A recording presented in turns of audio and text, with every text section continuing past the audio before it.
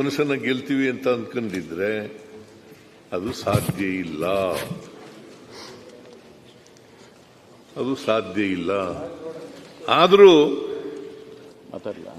ನಾವು ಈ ವರ್ಷ ಬೇಡ ಬಿಡಪ್ಪ ಅಶೋಕ, ಸುಮ್ಮನೆ ಅಲ್ಲ, ಸುಳ್ಳು ಹೇಳ್ತೀರಲ್ಲ ಸರ್. ಸುಳ್ಳು ಹೇಳಿಲ್ಲ. ಈಗ ಗೆದ್ದಿರೋ ಸುಳ್ಳ ಅಲ್ಲ, 100% ಸುಳ್ಳು. ಯಾಕೆ ಅಂದ್ರೆ ನಾವು 18 ಗೆದ್ದಿದ್ದೀರಿ, 3 ಗೆದ್ದಿರೋದು ನೀವು. ಹೌದಪ್ಪ, 18 ಫ್ರೀ ಕೊಡದೆ 18 ಗೆದ್ದಿದ್ದೀರಿ ನಾವು. ಬೈ ಎಲೆಕ್ಷನ್ ಯಡಿಯೂರಪ್ಪನವ್ರು ಮುಖ್ಯಮಂತ್ರಿ ಆಗಿದ್ದಾಗ ಫ್ರೀನೇ ಕೊಟ್ಟಿಲ್ಲ ನಾವು. ಹಂಗೆ 18 ಬೈ ಎಲೆಕ್ಷನ್ ಗೆದ್ದಿದ್ದೀರಿ ನೀವು. 3ಕ್ಕೆ ಹಿಂಗಂದ್ರೆ ನಾವು ಇನ್ನ 18ಕ್ಕೆ ಹೆಂಗೆ ಹೇಳ್ಬೇಕು ನಾವು? ಆಯ್ತು, ಕೂತ್ಕೋ. ಈಗ 18ಕ್ಕೆ ಮಾತಾಡಿದ ನೋಡುವ ಏನ್ ಹೇಳ್ಬೇಕಂತೇಳಿ. ನೀವು 18 ಕ್ರಾಸ್ ರಿಪ್ಲೈ ಆಗ್ಲಿ. ಪ್ರತಿಪಕ್ಷ ನಾಯಕರೇ, ಪ್ರತಿಪಕ್ಷ ನಾಯಕರು ಮಾತಾಡಬೇಡಿ ದಯಮಾಡಿ. ರಿಪ್ಲೈ ಆಗ್ಲಿ. ಅವತ್ತು ಅಷ್ಟೇ ರಿಪ್ಲೈ ಆಗ್ಲಿ. ಅಲ್ಲಿ ಬೇಡ, ಯಾಕೆ ಇಲ್ಲ ಅವರು ಅವ್ರೇನ್ ಬೇಜಾರ್ ಮಾಡ್ಕೊಳ್ಳಲ್ಲ. ನಾನ್ ಮಾತಾಡ್ತೀನಿ. ಆಪರೇಷನ್ ಕಮಲ ಮಾಡ್ಕೊಂಡ್ಬಿಟ್ಟು ಅವತ್ತು ಜಮೀರ್ ಅವ್ರೆ, ನೀವು ಈಗ ಮತ್ತೆ ಆಗ ಎಲ್ಲ ಮಾತಾಡ್ತಾರೆ. ನಡೆದಿದೆ ಮೂರು ಜಮೀರ್ ಎಲ್ಲ ಆಪರೇಷನ್ ಕಮಲ ಮಾಡಿ 18. ಜಮೀರ್ ಅವ್ರೆ ಕೂತ್ಕೊಳ್ಳಿ. ಕಮಲ ಮಾಡಿ 18 ಆಗಿದ್ದು. ಜಮೀರ್ ಅವ್ರೆ, ಇದು ಕಾಡಿನಿಂದ ಬಂದಿರೋ ಮೂರು ಗೆದ್ದಿದ್ದೀವಿ. ಕಾಂಗ್ರೆಸ್ 20 ಗೆಲ್ತೀವಿ, 20 ಗೆಲ್ತೀವಿ ನಾವು. ಜಮೀರ್, ನಿಮಗೆ ಯಾವಾಗಲಾದ್ರೂ 2 ಸಾರಿ ಅಧಿಕಾರ ಮಾಡಿದಿರಿ. 2008ರಿಂದ 13, ಆಮೇಲೆ 19ರಿಂದ 23ರವರೆಗೆ ಮಾಡಿದ್ದೀರಿ. ಯಾವತ್ತಾರು ಜನರ ಆಶೀರ್ವಾದ ತಗೊಂಡು ಗೆದ್ದಿದ್ದೀರೇನ್ರಿ?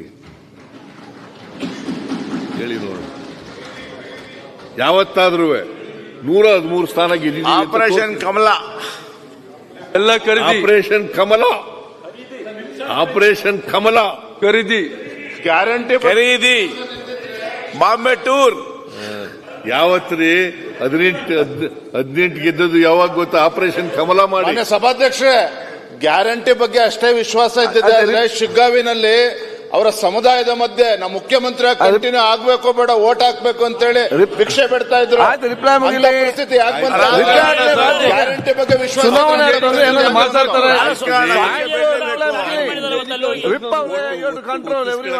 ನೀವೇ ನಿಂತು ಮಾತಾಡೋದು ಹೇಗೆ? ಓಟ್ ಒತ್ಕೊಳ್ಳಕ್ಕಾಗಲ್ಲ ನಾನೇ.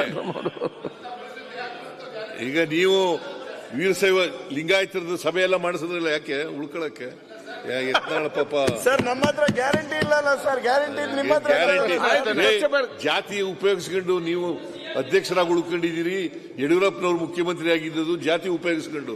ನನ್ನ ಪ್ರಶ್ನೆ ಇರ್ತಕ್ಕಂಥ ನಿಮ್ ಗ್ಯಾರಂಟಿ ಬಗ್ಗೆ ಅಷ್ಟು ವಿಶ್ವಾಸ ಇದ್ದಿದ್ರೆ ಶಿಗ್ಗಾವಿನಲ್ಲಿ ಅಂತ ಮಾತು ಬರೋದಕ್ಕೆ ನಮಗೆ ಲಿಂಗಾಯತ ಜನಾಂಗದವರು ಓಟ್ ಕೊಟ್ಟಿದ್ದಾರೆ.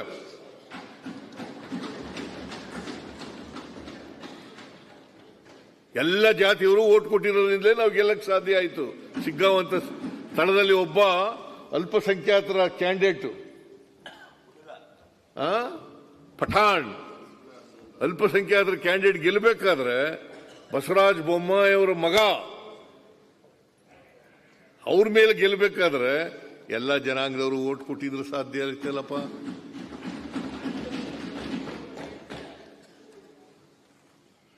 ಅದರಿಂದ ಮಾನ್ಯ ಅಧ್ಯಕ್ಷರೇ, ಇವರು ಆಪರೇಷನ್ ಕಮಲ ಮಾಡಿ ಆಮೇಲೆ ಚುನಾವಣೆ ಬೈ ಎಲೆಕ್ಷನ್ ಅಲ್ಲಿ ಗೆದ್ದಿರೋದು.